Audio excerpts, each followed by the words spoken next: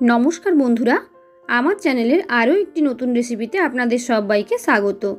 এখন যখন তখনই সন্ধেবেলায় বৃষ্টি হচ্ছে, তো তাই এই বৃষ্টির মধ্যে স্ন্যাক্স কিছু খেতে ইচ্ছে হলে বাইরে না বেরিয়ে মাত্র কয়েকটা উপকরণই বাড়িতে বানিয়ে নিতে পারবেন দারুণ সুন্দর স্ন্যাক্স রেসিপি। আজ শেয়ার করব আলু আর পাউরুটি দিয়ে বানানো মজাদার একটা স্ন্যাক্স। তার জন্য দেখো, প্রথমে আলুগুলোকে সেদ্ধ করে নিয়েছি, আর এখানে 5 পিস স্লাইস পাউরুটি নিয়ে ভালো করে জল ঝরিয়ে জলে ডুবিয়ে জল চিপে রেখেছি। এবার আলুগুলোকে মেখে নেওয়ার পালা। তো মাখলে অনেক সময় আলুর মধ্যে অনেক ডেলা বা শক্তভাব থেকে যায়, তাই এভাবে গ্রেটার দিয়ে গ্রেট করে নেওয়াটাই ভালো। তো তোমরা চাইলে ভালো করে মেখেও নিতে পারো। দেখো, আগে ভালো করে গ্রেটার দিয়ে আলুগুলোকে গ্রেট করে নিলাম। এবার আলুর মধ্যে আমি মিশিয়ে নেব কয়েকটা মশলা। দিলাম স্বাদ মতো লবণ, দিলাম চিলি ফ্লেক্স 1 চা চামচ মতন, 1/2 চা চামচ গোলমরিচের গুঁড়ো। তো এখানে আমি চিলি ফ্লেক্স ব্যবহার করেছি, তোমরা কাঁচা লঙ্কা কুচিও ব্যবহার করতে পারো। তো ঝালটা যে যার উপর ডিপেন্ড করছে।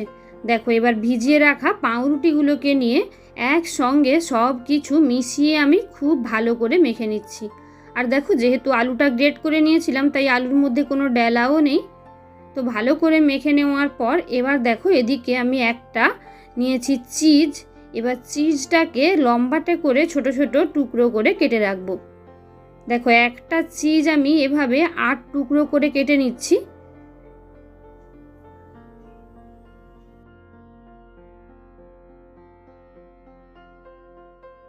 দেখো, একদম 8টা টুকরোই হয়েছে। এর থেকে ছোট কিংবা বড় না করাই ভালো। এবার এই মিশ্রণটা যে বানিয়ে রেখেছিলাম, পাউরুটি আলু সব কিছু মশলা মেখে, ওই মিশ্রণ থেকে কিছুটা পরিমাণ মিশ্রণ নিয়ে ওটাকে লম্বাটে করে মেখে, তারপর ওর মধ্যে একটা চিজ দিয়ে ভালো করে আলুটার উপর দিয়ে আমি একদম ঢেকে একটা রোল আকারে গড়ে নেব। তো এটাকে তোমরা যাই বলতে পারো, চিজ রোলও বলতে পারো কিংবা পটেটো ফিঙ্গার, যার যা ইচ্ছা।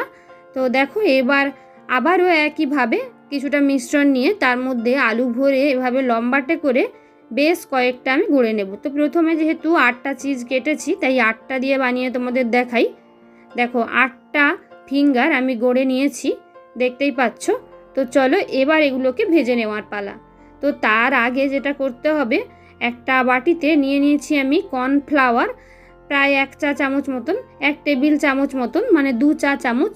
এর মধ্যে এবার মিশিয়ে দিয়েছি আমি জল অল্প, একদম পাতলা একটা মিশ্রণ বানিয়েছি। আর নিয়ে নিয়েছি ব্রেড ক্রাম্বস।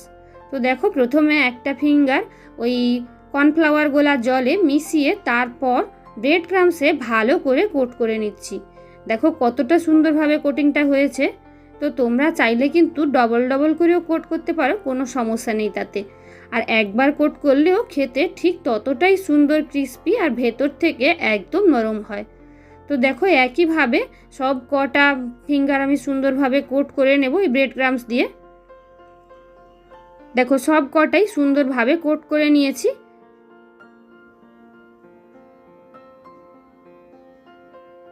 চলো, এবার এগুলোকে ভেজে নেব। তার জন্য আমি অপর দিকে গ্যাস অন করে কড়াইতে সাদা তেল দিয়েও দিয়েছি। সাদা তেল গরম হয়ে গেলে তেলের মধ্যে দিয়ে দিচ্ছি এবার আমি ফিঙ্গারগুলো। আর তেল একদম হাই ফ্লেমে রেখে গরম করেছি, তারপর মাঝারি আঁচ করে দিয়েছি। দেখো, গ্যাসের ফ্লেম মাঝারি টু লো অবস্থাতে এখন রেখেছি।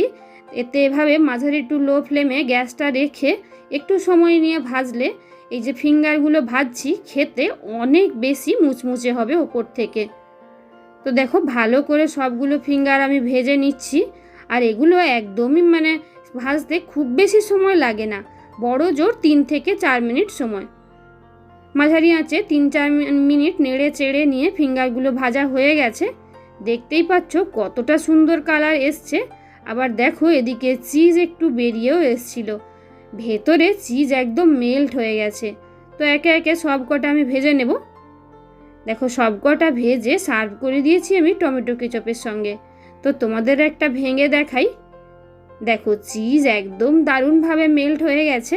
আর ওপরটা যেমন মুচমুচে, ভেতরটা কতটা সফট তোমরা আশা করি দেখেই বুঝতে পারছো। আর এটা গরম গরম খেয়ে নেওয়াই ভালো, কেন কি ঠান্ডা হয়ে গেলে আবার হয়তো চিজগুলো শক্ত হয়ে যেতে পারে। রেসিপিটা খেতে হয়েছিল ভীষণ সুন্দর, বাচ্চা থেকে বড় সকলের ভীষণ পছন্দ হবে। আর তোমাদের যদি রেসিপিটা পছন্দ হয় তাহলে অবশ্যই আরও নতুন নতুন রেসিপি পেতে আমার নতুন বন্ধুরা ঝটপট চ্যানেলটাকে সাবস্ক্রাইব করে অল নোটিফিকেশান অন করে রেখো। আসছি নতুন কোনো রেসিপি নিয়ে। টাটা।